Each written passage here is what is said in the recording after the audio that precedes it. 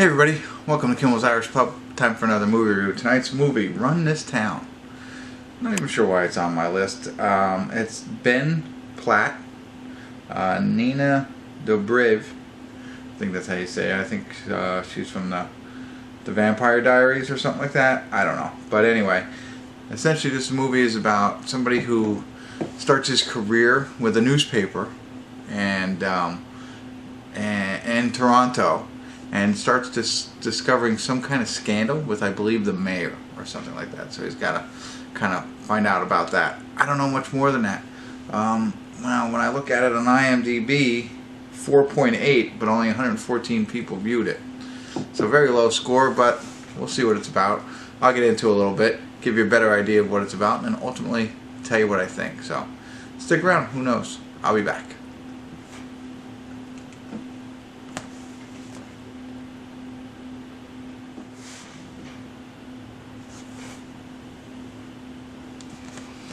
Hey everybody, I want to do a quick check-in. We're watching Run This Town. We're at the 58-minute, 29-second mark. A little later than usual on my check-in here, but I wanted to catch you up real quick. I didn't put two and two together. Maybe you have, or maybe you already knew this about this movie.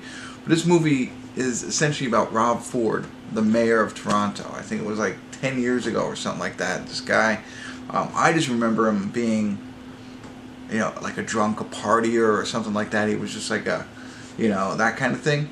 I don't remember everything about him, but I do remember that he was something along those lines as he was the mayor of Toronto, and I think it eventually got himself fired. I think. I apologize. But I do know a little bit about the mayor of Toronto, and the partying mayor of Toronto is what I always just remember. So that's what this is about. Our main, and it's played by Damian from Homeland. You wouldn't recognize him at all. Rob Ford, he has a big fat suit on. You can't even tell.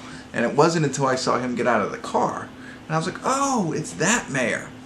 Hello. So this is kind of loosely based on that from what I'm gathering. He has special assistants that seem like they're like barely out of college if they're out of college, but highly intelligent, who like protect him.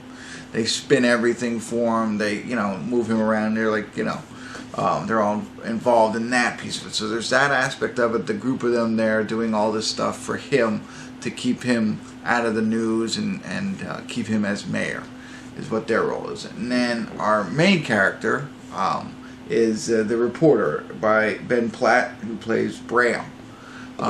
He's a reporter who started for a newspaper where he's only there for a year, and they're making him do like lists, top 10 burger joints in Toronto kind of thing.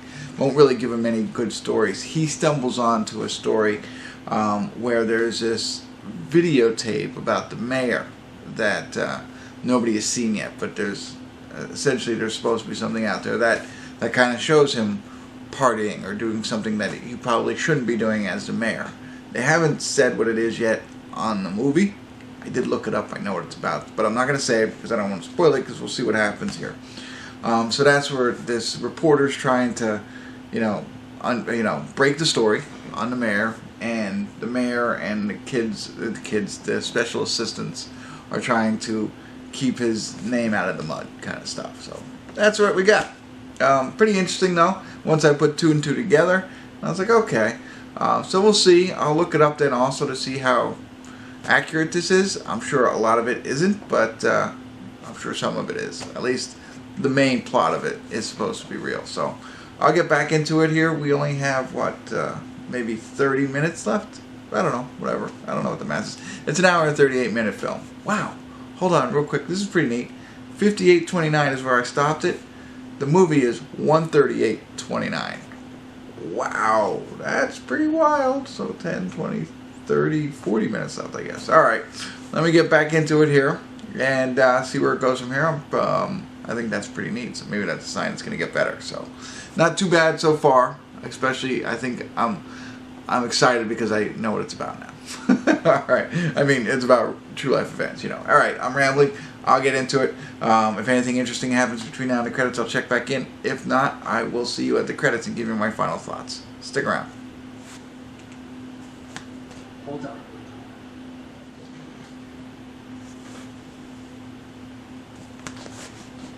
Hey everybody, we're at the credits, and Run This Town. And it was okay. I'm not as excited as I was in the first check-in. I think discovering that it was based on the Rob Ford story was pretty exciting for me. But as it played out, it was just okay. It doesn't get too deep. So it's kind of, I read an article before filming this real quick to see what aspects of this movie are true and what aren't. So a lot of the things in it, like, they allude to actual events. So they might not be exact and specific to what had actually happened, but some of the things where he was accused of doing, they show in this film. One major difference, which is Graham, who is our reporter in this, is a male, but I think the actual reporter who was involved in this was female. So there's a little difference there. And oddly that they did that because, Rob Ford was accused of a lot of things, and some of that is like mistreating women, groping, sexually assaulting them, that kind of thing. So I'm not sure why they changed it in the movie, but whatever. That's a small difference. But you can read all about that stuff all you want. I think it was a good lead-in. I enjoyed the film, but I think the path it takes, and this isn't going to spoil it, I think I wanted to see more about him, the mayor, and everything, and it's in there, but it really focuses on our reporter and who he is and things of that nature. You know what I mean? So it's more about him and I guess his not his morals, but his beliefs and stuff like that. Because he feels like he is prejudged for his age and his generation kind of stuff. And that's a bigger piece of it in the movie than it is about the mayor. So, all in all, I liked the special assistants. I found them very interesting. In the beginning, there's an opening scene where they're all in a room. I didn't know what they were doing. I thought they were just college students in a classroom. They're not. They're actually working for the mayor and coming up with different things to talk about, or different problems to solve. I'm sorry. So I found and listening to their dialogue was very entertaining because they're all very good vocabulary, very educated kind of, and that's really them saying stuff. So I know they're playing people, but I found that very interesting. I like that piece of it. I like the fact that it's based on a true story, and for the most part seems very realistic. I just don't like. I think they could have continued down a different path.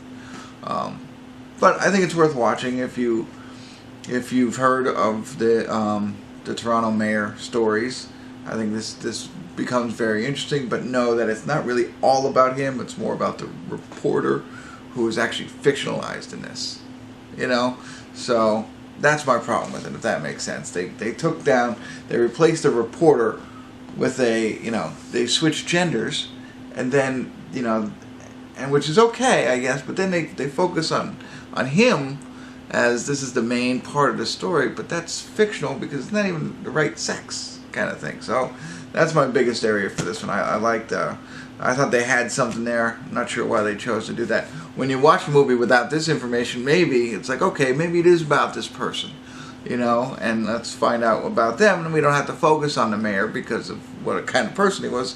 Focus on the person who breaks the story, if he does break the story. That's, but the person who's attempting to break the story. But then when you find out it's not really the right person or even the same sex, there. That's it. That's all I got for you. Not much else. The Nina, I forgot how you say her name. She was a communication specialist for the mayor, so she was involved with special assistants trying to cover all this stuff up. And so that's it.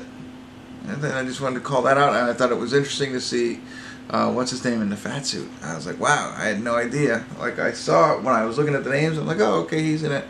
Didn't see him. You won't ever see him because he's playing Rob Ford. So, alright, that's all I got for you. I'm going to 5 or 6 on this one, I think. I don't know. I really came downhill because I was thinking it was going to be a lot better at the first half of this movie and then tailed off. So I'll probably keep it at a 6 for you. So if you check it out, let me know. I'd love to hear your thoughts. What do you think of the film? Do you agree with me? Do you disagree? Let me know why. Love to hear from you. If you haven't already, subscribe to my channel and continue to tune in to Kimmel's Irish.